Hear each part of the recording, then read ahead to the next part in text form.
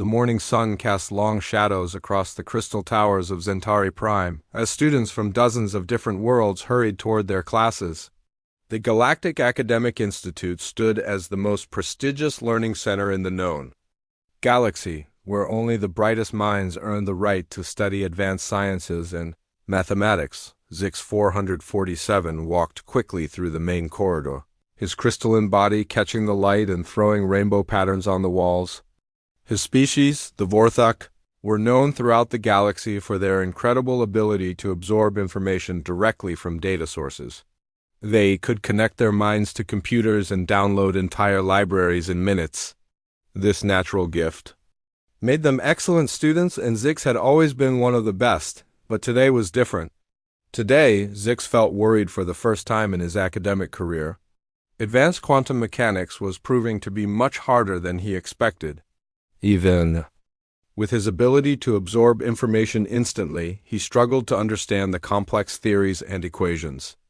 The concepts seemed to slip away from his mind like water through his fingers. As he entered the main auditorium, Zix noticed a commotion near the entrance. A group of professors surrounded a small cluster of beings that looked completely different from the usual students. They had soft, pale skin instead of scales or crystals. They wore simple clothes and carried basic bags instead of high-tech learning devices. Most strange of all, they were laughing and talking loudly, as if they were at a social gathering rather than a serious academic institution. "Humans," whispered Krath9, a fellow Vorthak student who sat beside Zix. "The new exchange students. From Earth, I heard they barely have space travel technology. What are they doing here?" Zix studied the humans with curiosity. There were 5 of them, and they seemed completely relaxed despite being in one of the most challenging academic environments in the galaxy.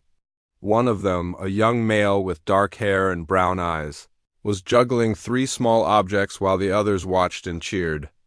Another human, a female with blonde hair, was showing pictures on a primitive device to her companions. Professor Vex Prime, the head of the physics department, stepped forward to address the gathered students.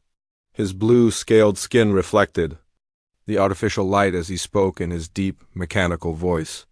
"Students of the Galactic Academic Institute," he began, "today marks a historic moment in our institution's history.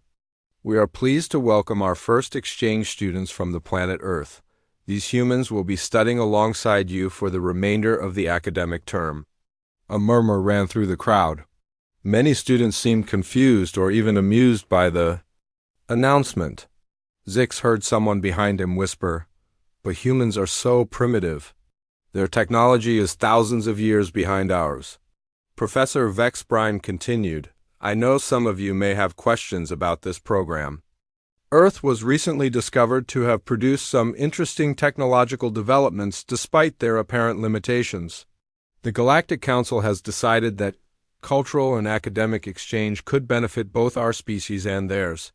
The dark-haired human stepped forward and waved at the crowd with a big smile. "Hi, everyone. I'm Jake Martinez, and these are my friends Amy Rodriguez, Chris Thompson, Lisa Chun, and Danny Walsh. We're really excited to be here and learn from all of you." Zix was surprised by Jake's casual tone. Most students at the Institute spoke formally and focused intensely on their studies. Jake seemed more interested in making friends than impressing anyone with his knowledge. "The exchange students will be taking the same courses as our regular students," Professor Vex Prime announced. "They will be held to the same academic standards and will participate in all examinations, including the final exams at the end of the term." This news caused more whispers among the alien students.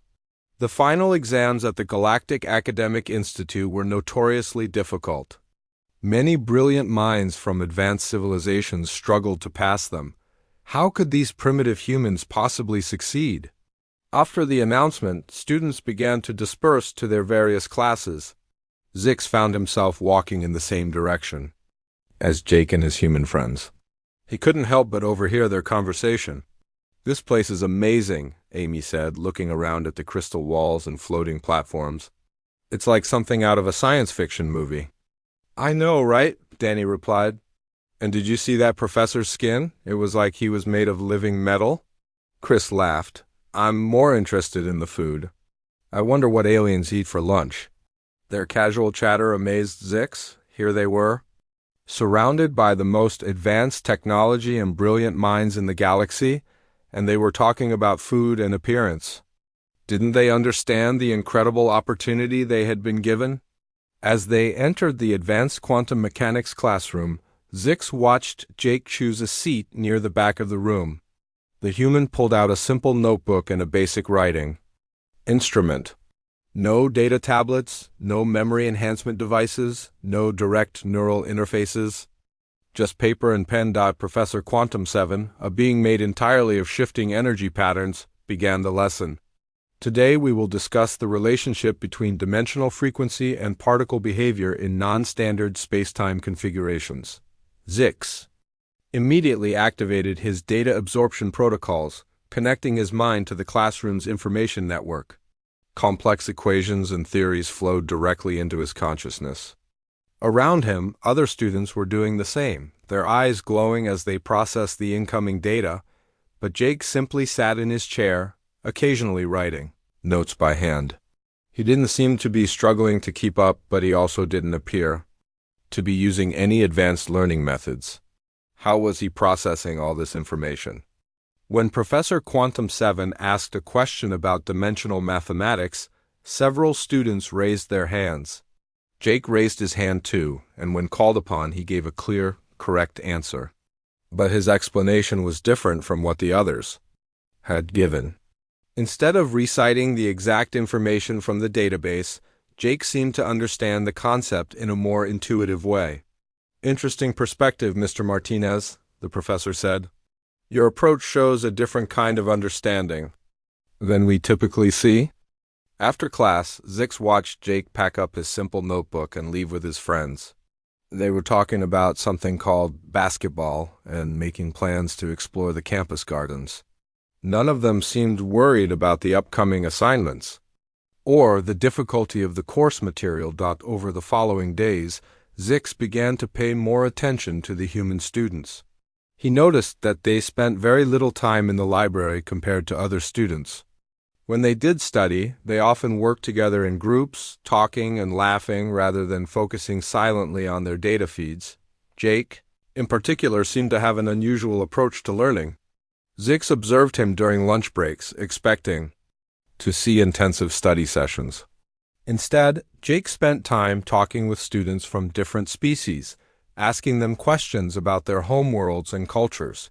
He seemed more interested in stories and experiences than in memorizing facts and formulas. Despite this apparently casual attitude, Jake continued to perform well in classes. He answered questions correctly, completed assignments on time, and even helped other students when they struggled with concepts. It made no sense to Zix. The crystalline student's own performance, meanwhile, was getting worse. The more information he absorbed, the more confused he became. The concepts of advanced quantum mechanics seemed to resist his usual learning methods. For the first time in his academic career, Zix was facing the possibility of failure. As the weeks passed and the final exam approached, Zix's anxiety grew. He had tried every advanced study technique available to his species.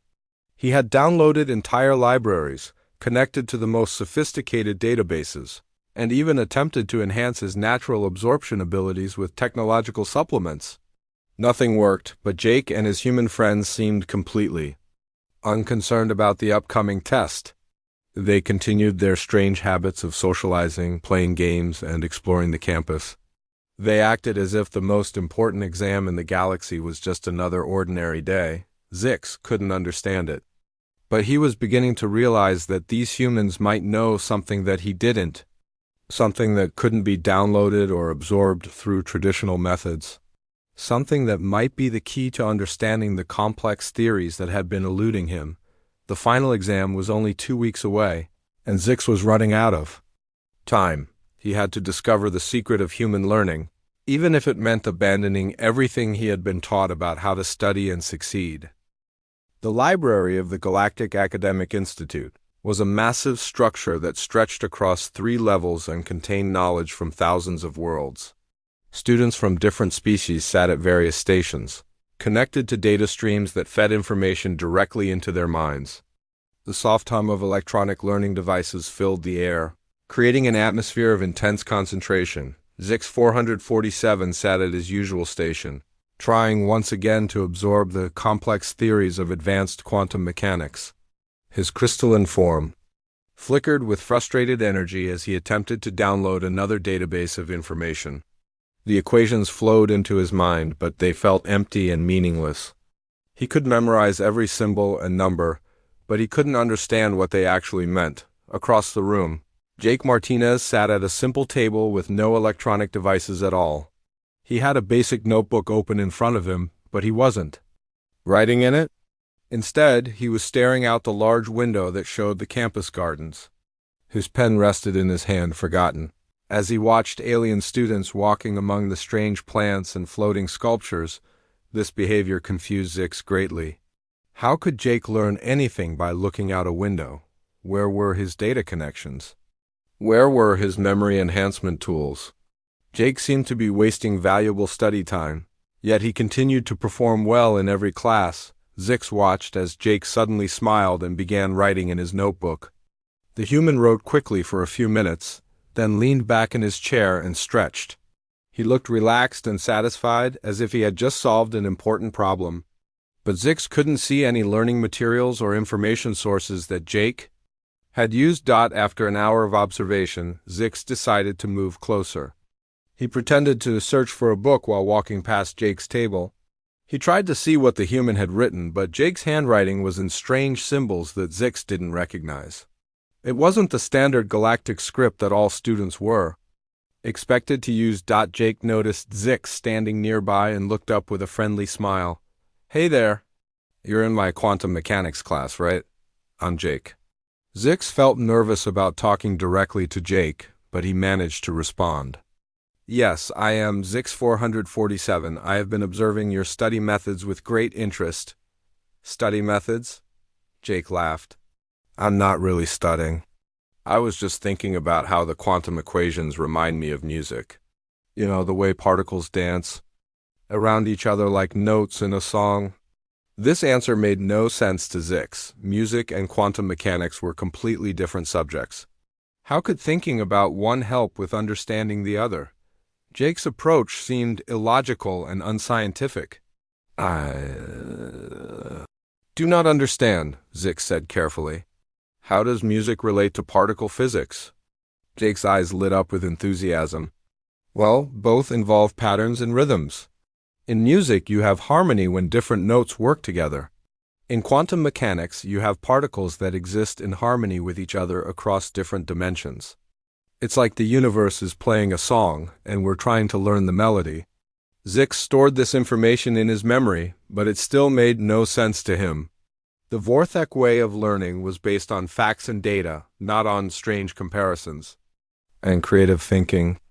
Yet Jake seemed to understand the course material better than many students who used advanced technology. Over the next few days, Zix began following Jake around the campus.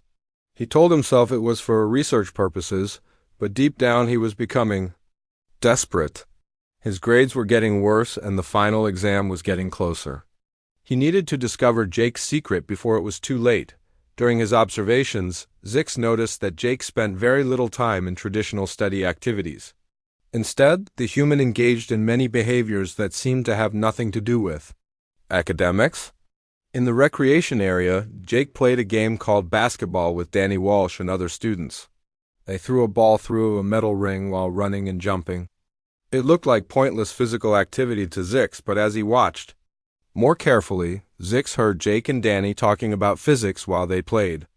They discussed trajectory calculations and energy transfer, relating the game to their coursework. Jake seemed to be learning while playing, which was a concept completely foreign to Zix's species. "See how the ball curves when I put spin on it?" Jake said as he threw the ball. "That's similar to how particles behave when they're influenced by gravitational fields. The spin creates a predictable path, just like in our quantum mechanics problems." Danny nodded and tried to copy Jake's technique. "So if I can understand the ball's motion, I can better understand particle behavior. Exactly, Jake replied. Physics isn't just about equations.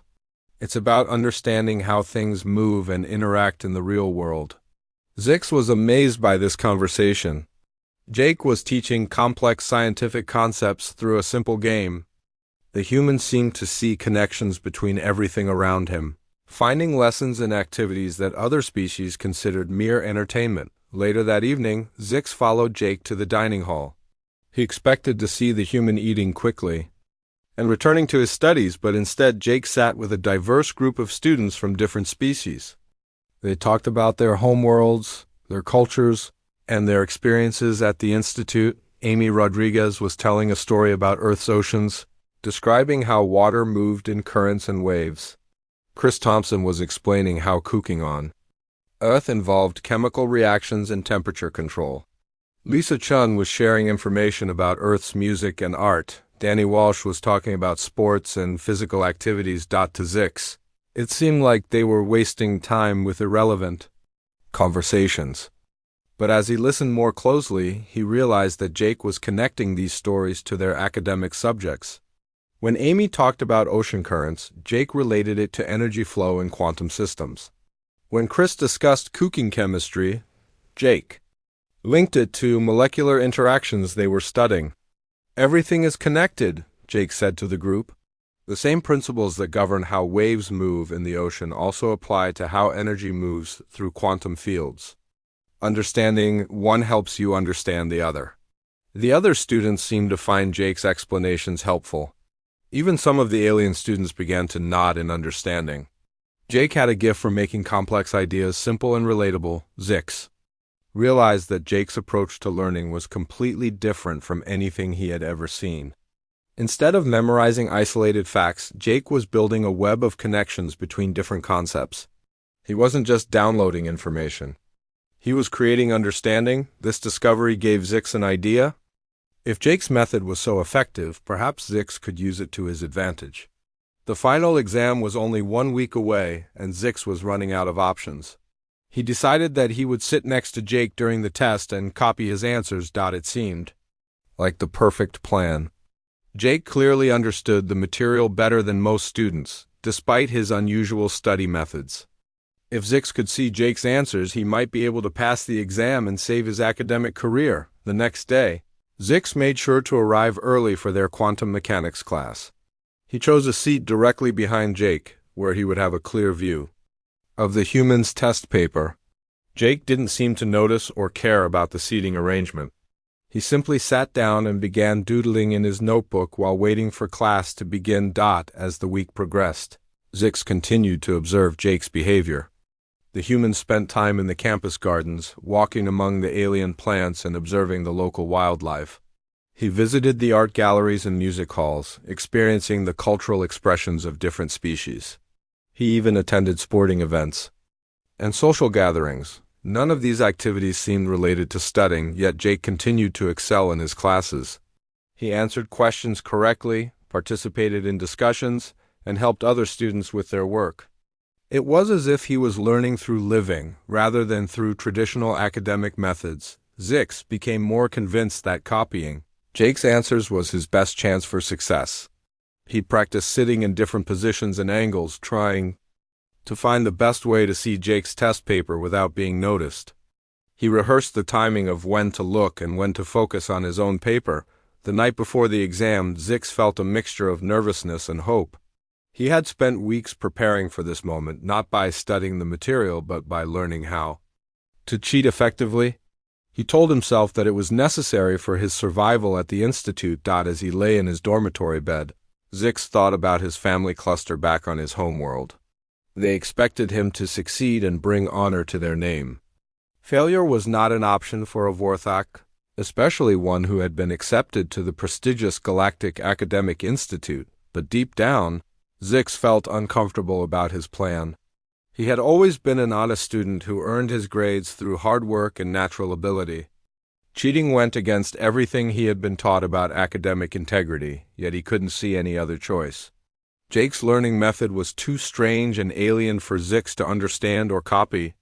The human's approach seemed to work for him, but It made no sense to a logical, data-focused mind like Zix's. The final exam was tomorrow, and Zix was about to discover whether his plan would save his academic career or lead to even greater disaster. The morning of the Advanced Quantum Mechanics final exam arrived with an unusual stillness across the campus. Students from dozens of different species walked toward the testing center with heavy steps and worried expressions. Some carried last-minute study materials while others muttered equations under their breath. The tension in the air was thick enough to cut with a blade. Zix 447 arrived at the examination hall 30 minutes early, his crystalline body flickering with nervous energy. He had spent the entire night rehearsing his plan to copy Jake's answers. He knew exactly where to sit, how to position his head, and when to look at Jake's paper without being noticed by the proctors. The testing hall was enormous, with hundreds of seats arranged in perfect rows. Each seat had a small desk and a basic writing surface.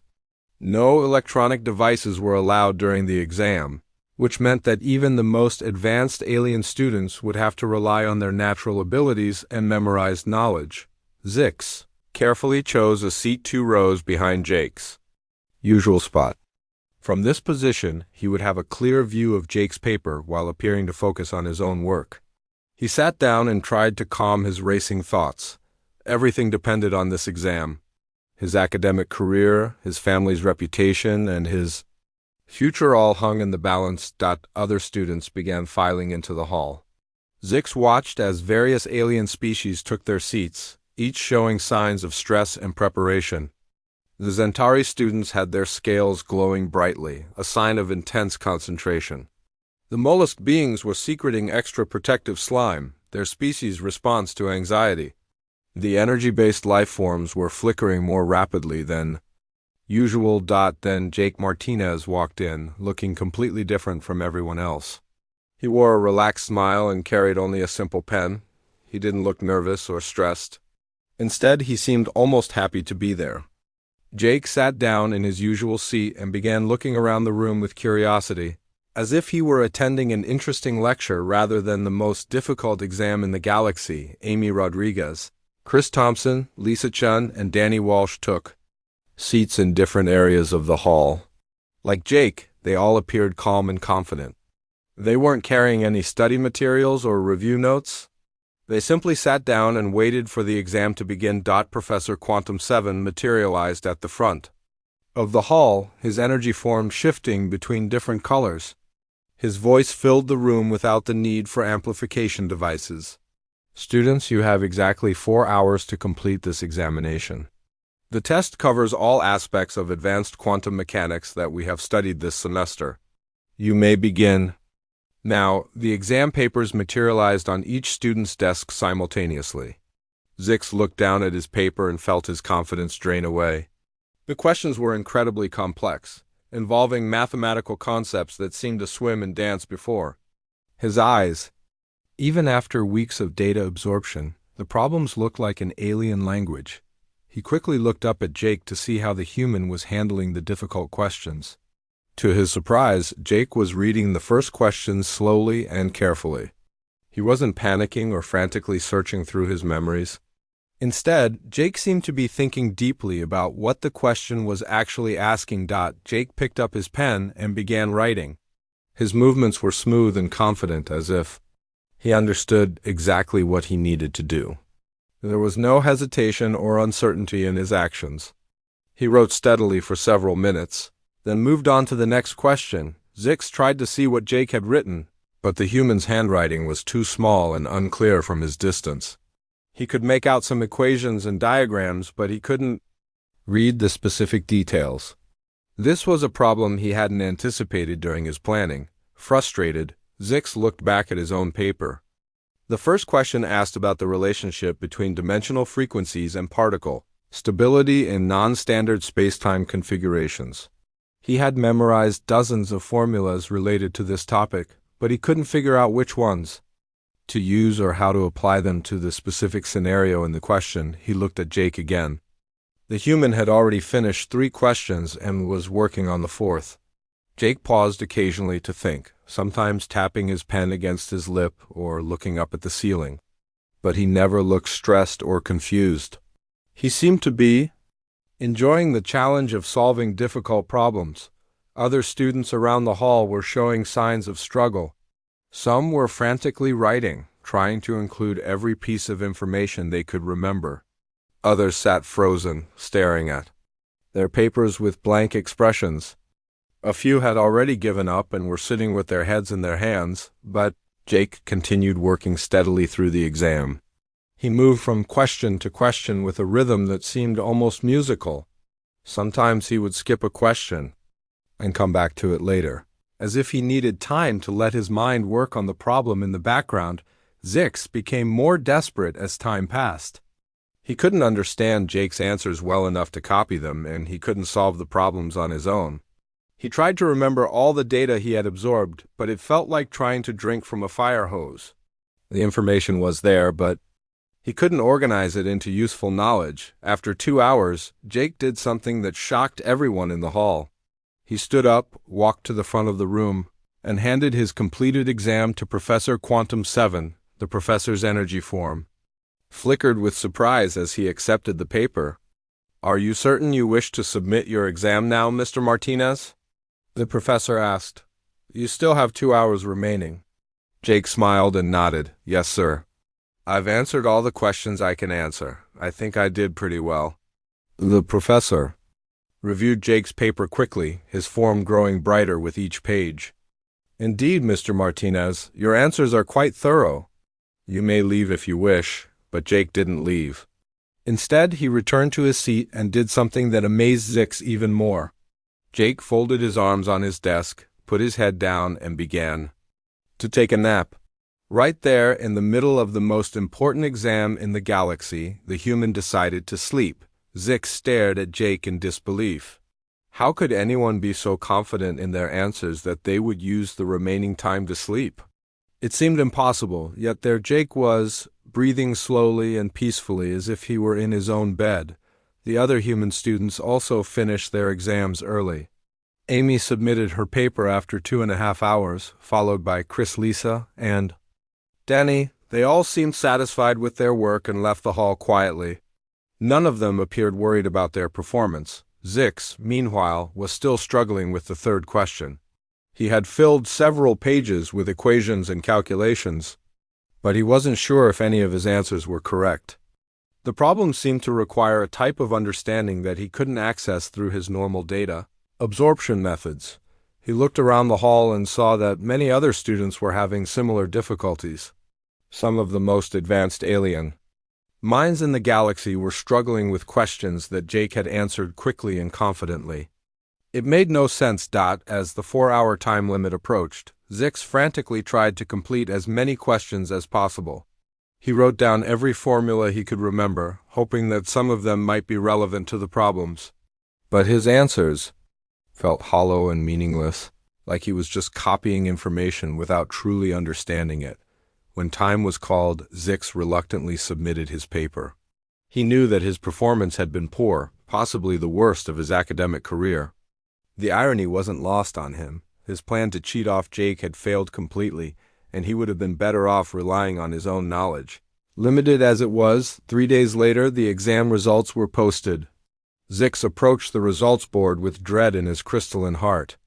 He found his name on the list and saw the grade he had feared, a failing score that would put his academic standing in serious jeopardy. Then he looked for Jake's name.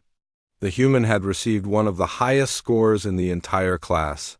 Not only had Jake passed the exam, but he had performed better than students who had access to advanced technology and superior data processing abilities. Amy, Chris, Lisa, and Danny had also received excellent grades. All 5 human students had scored in the top 20% of the class.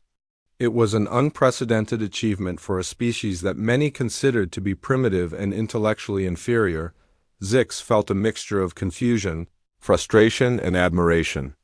His plan to cheat had failed, but more importantly, he had witnessed something that challenged everything he thought he knew about intelligence and learning. These humans had succeeded where advanced alien minds had failed, and they had done it using methods that seemed almost magical. He realized that Jake's success wasn't due to hidden technology or secret study techniques. It was something much more fundamental, a different way of thinking and understanding that couldn't be downloaded or absorbed through traditional means. Standing in front of the results board, Zix made a decision that would change the course of his academic career. He needed to understand how Jake and the other humans had achieved such remarkable success. If he was going to survive at the Galactic Academic Institute, he would have to learn their methods, no matter how strange or illogical they seemed. The time for cheating and shortcuts was over. Zix was ready to discover the true secret of human intelligence. The day after the exam results were posted, Zix 447 found himself standing outside the campus recreation center, watching Jake Martinez through the large windows. The human was playing that strange game called basketball again, running back and forth across a court while throwing a ball toward a metal ring. To Zix, it looked like a waste of time. But he had learned that nothing Jake did was as simple as it appeared. Taking a deep breath, Zix walked into the recreation center. The sounds of bouncing balls and laughing voices filled the air. Jake was playing with Danny Walsh and two other students from different species. They were all sweating and breathing heavily, but they seemed to be enjoying themselves. When Jake saw Zix approaching, he stopped playing and waved. "Hey Zix, what brings you here? Want to play some basketball with us?" Zix felt uncomfortable with the casual invitation. "I do not understand this game. I came to speak with you about the examination results." Jake grabbed a towel and wiped the sweat from his face. "Sure, let's talk. But first, let me show you something cool." He picked up the basketball and held it out to Zix. "This ball weighs about 22 ounces and has a circumference of about 29 inches. When I throw it at the right angle and speed, it follows a predictable path based on gravity and air resistance." Jake demonstrated by shooting the ball toward the metal ring. It arced through the air in a perfect curve and dropped through the ring with a satisfying sound. "See, that's basically the same physics we use in quantum mechanics. Particles follow predictable paths too, just in dimensions we can't see." Zix watched as Jake retrieved the ball and handed it to him. "Try it. Don't worry about making it go in the ring. Just focus on how the ball feels in your hands and how it moves through the air." The crystalline being held the ball awkwardly. It felt strange in his hands, which were designed for interfacing with electronic devices rather than handling physical objects. He threw it toward the ring, but it flew wild and bounced off the wall. "That's okay," Jake said with encouragement. "The first time is always hard. But did you notice how the ball moved? It didn't go where you expected, right? That's because throwing involves more than just aim.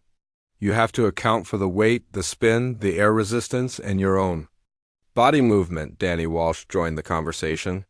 "Jake taught me that physics isn't just about equations on paper. It's about understanding how things work in the real world. When you can feel the principles in action, they make more sense." Zix was confused by this approach.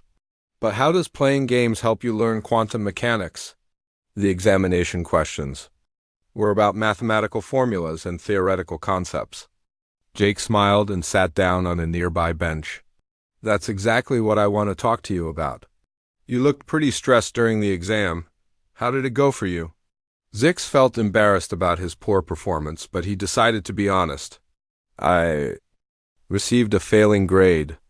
I had memorized all the required information, but I could not apply it to the questions. I do not understand how you achieved such excellent results." "Want to know a secret?" Jake asked, leaning forward. "I barely studied at all, at least not in the way you probably think of studying." This admission shocked Zix. "But you achieved one of the highest scores in the class. How is that possible without intensive study?" Jake stood up and began walking toward the door. "Come on, let me show you something. And bring Danny with us. I think you'll find this interesting." They walked across the campus toward the dining hall, where Amy Rodriguez was sitting with Chrissa Thompson and Lisa Chun. The three humans were eating lunch and talking animatedly about something. As they approached, Zix could hear pieces of their conversation. "So the way butter melts in the pan is actually a phase transition," Chris was saying. "The molecules go from a solid state to a liquid state when they absorb enough thermal energy." Amy nodded enthusiastically. And that's the same principle behind how matter behaves in extreme gravitational fields. The particles change their behavior when they absorb enough energy from the environment. Lisa added, "It's like music too. When you change the energy level of a sound wave, you get different notes. Same concept, different application." Jake sat down at their table and motioned for Zix to join them. "Guys, I want you to meet Zix properly. He's been trying to figure out how we humans learn, and I think he deserves an honest explanation." Amy looked at Zix with friendly curiosity. "Oh, you're the student who was watching us in the library. I wondered why you seemed so interested in our study methods." Zix felt his crystalline form flush with embarrassment. "I apologize for observing you without permission. I was trying to understand your learning techniques." Chris laughed. "No problem at all. We noticed you following Jake around campus too. It was kind of cute, actually." "So here's the thing," Jake began. "We don't really study the way you probably think we should. We don't memorize databases or download information directly into our brains. We learn by making connections between different ideas and experiences." Danny sat down and joined the explanation. "Like when we play basketball, we're not just playing a game. We're experiencing physics principles in action. When you feel how the ball moves through the air, you understand trajectory and momentum in a way that's impossible to get from just reading about it." Amy pointed to her plate of food. "Same with cooking. When Chris talks about how heat changes the molecular structure of ingredients, he's relating it to the quantum mechanics concepts we learned in class. Food chemistry and particle physics follow similar rules." Lisa nodded in agreement. "And music helps me understand wave patterns and frequency relationships. When I listen to different notes harmonizing together, I can better visualize how quantum particles interact with each other." Zix listened to these explanations with growing amazement. "But these activities seem completely unrelated to our coursework. How can playing games and cooking food help you understand advanced theoretical physics?" Jake leaned back in his chair. "That's where you're wrong. Everything is connected. The same physical laws that govern how a basketball bounces also govern how electrons move around atomic nuclei. The energy transformations that happen when you cook food are similar to the energy changes in quantum systems." Chris added, "The difference is that we experience these principles directly rather than just reading about them. When you feel how things work in the real world, the abstract concepts become much clearer." Amy smiled at Zix. "You want to know how we did so well on the exam? We didn't just memorize the formulas. We understood what they meant and how they related to things we had experienced. But how do you make these connections?" Zix asked. "My species is trained to absorb information efficiently, but I cannot see the relationships you describe." Jake thought for a moment. "Maybe that's the problem. You're so focused on absorbing information that you're not giving your mind time to process it and make connections. Learning isn't just about collecting data. It's about understanding patterns and relationships." Danny nodded. "Jake taught me to think about problems while I'm doing other things. Like when I'm walking or playing sports, part of my mind is working on physics questions in the background. Sometimes the answers just come to me when I'm not actively trying to solve them," Lisa agreed. "The best insights often happen when you're relaxed and not forcing yourself to think. Your subconscious mind continues working on problems even when you're not aware of it." Zix found this concept fascinating but difficult to understand. "So you are saying that not studying is more effective than studying?" "Not exactly," Jake replied. "We do think about our coursework, but we do it in a different way. Instead of trying to memorize everything, we focus on understanding the underlying principles. Then we look for those same principles in other areas of life." Chris stood up and walked to a nearby window. "See those plants in the garden? They're growing toward the light because they need energy to survive. That's the same principle behind how particles move toward lower energy states in quantum systems. The mathematics might be different, but the underlying logic is the same." Amy joined him at the window. "And the way those alien birds fly in formation?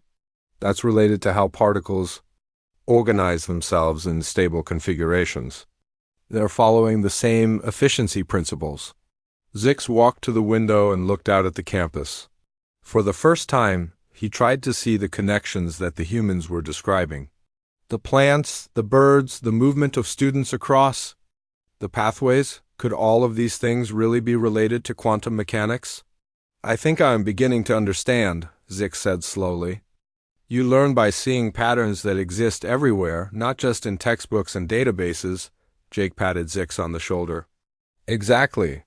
And the best part is that once you start seeing these connections, learning becomes much more interesting and fun. You're not just memorizing facts anymore.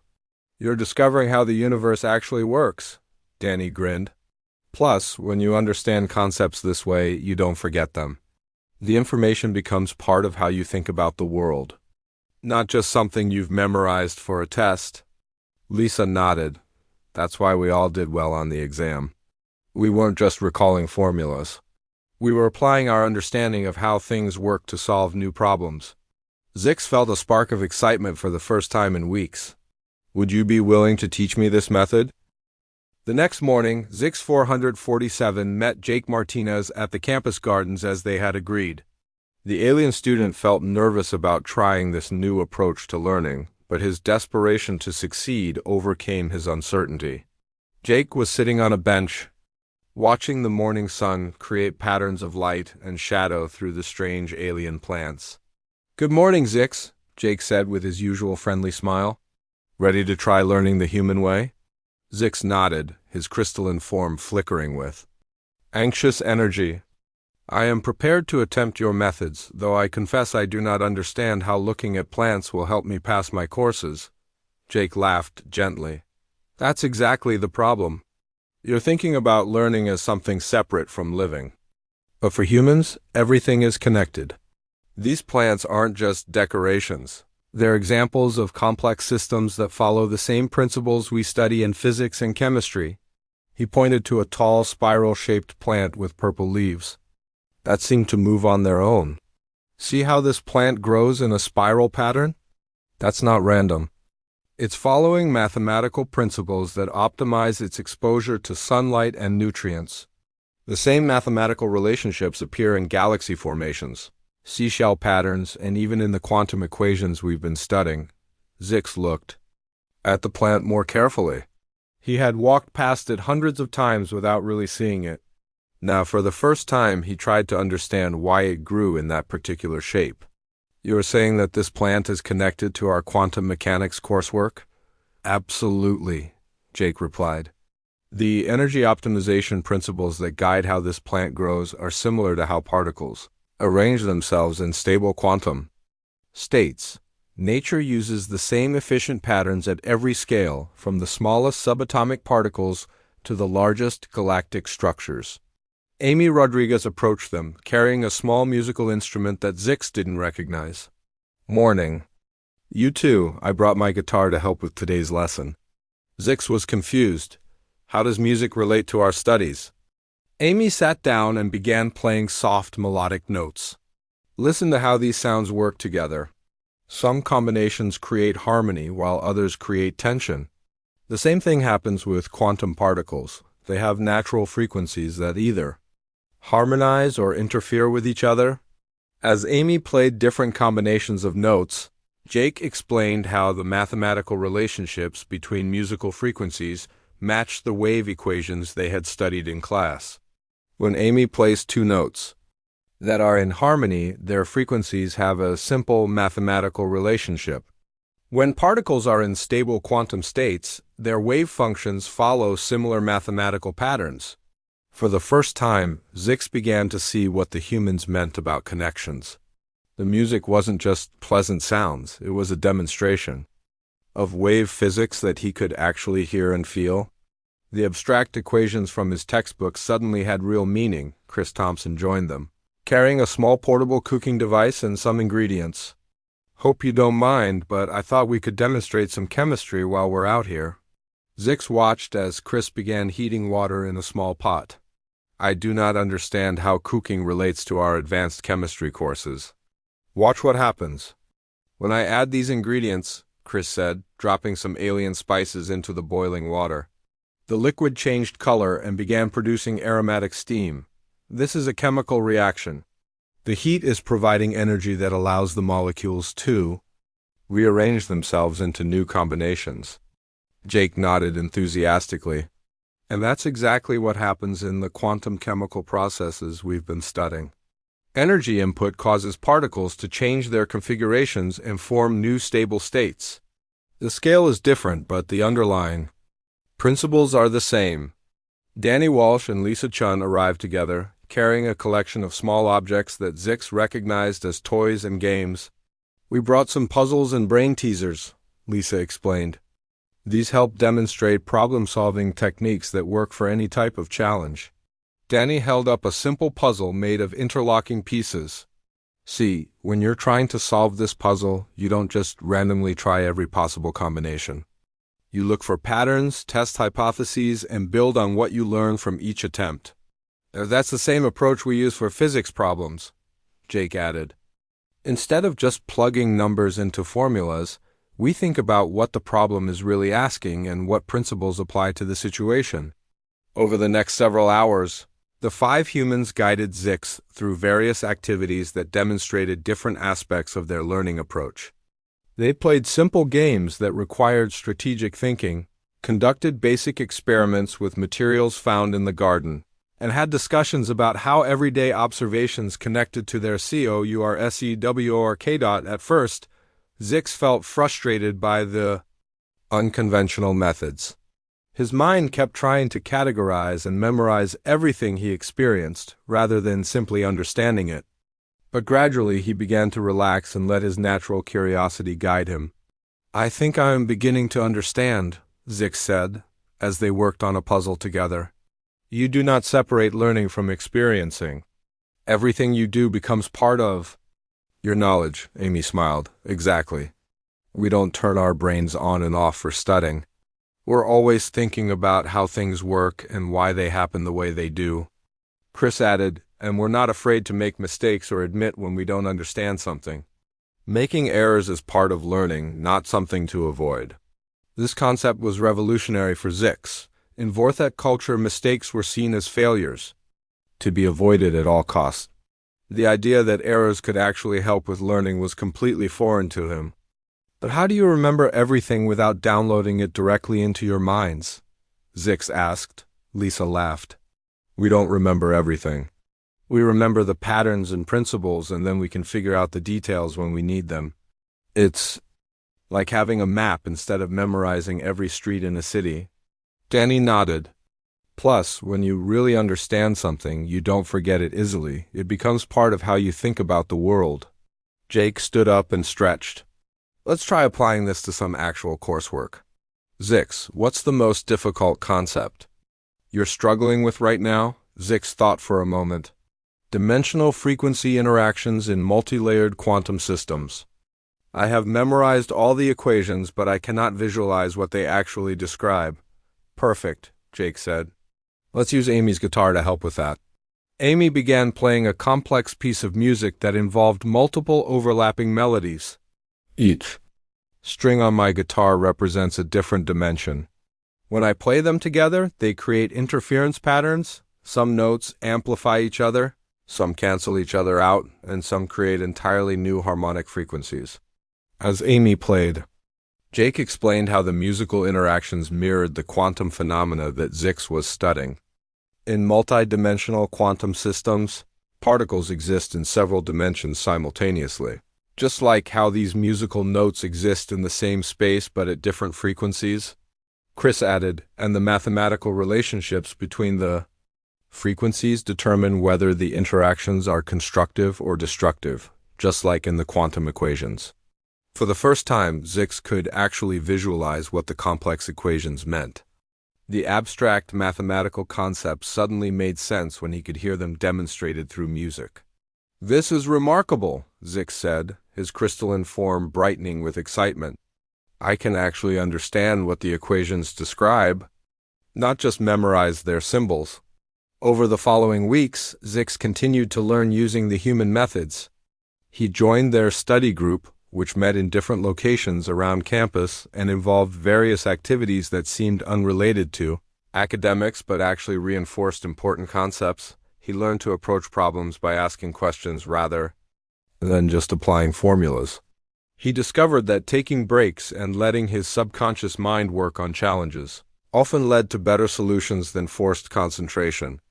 Most importantly, he learned to see connections between different areas of knowledge. When the next round of examinations arrived, Zix felt different than he had before any previous test. Instead of anxiety about memorizing information, he felt curious about what problems he would get to solve. He had learned to enjoy the process of figuring things out rather than just demonstrating what he had memorized. The exam results showed dramatic improvement. Zix had not only passed all his courses, but had achieved some of the highest grades in his class. More importantly, he felt like he actually understood the material instead of just knowing it. Inspired by his success, Zix decided to share what he had learned with other struggling students. He began teaching study groups using the human methods, helping alien students from various species discover new ways of thinking and learning. Word of these innovative teaching methods spread throughout the Galactic Academic Institute. Professors began incorporating more experiential learning into their courses, and students started forming diverse study groups that emphasized understanding over memorization. Zix wrote a detailed report about his experiences, which he transmitted to his homeworld. The report described how human intelligence worked differently from other species, emphasizing creativity, pattern recognition, and the ability to make unexpected connections between seemingly unrelated concepts.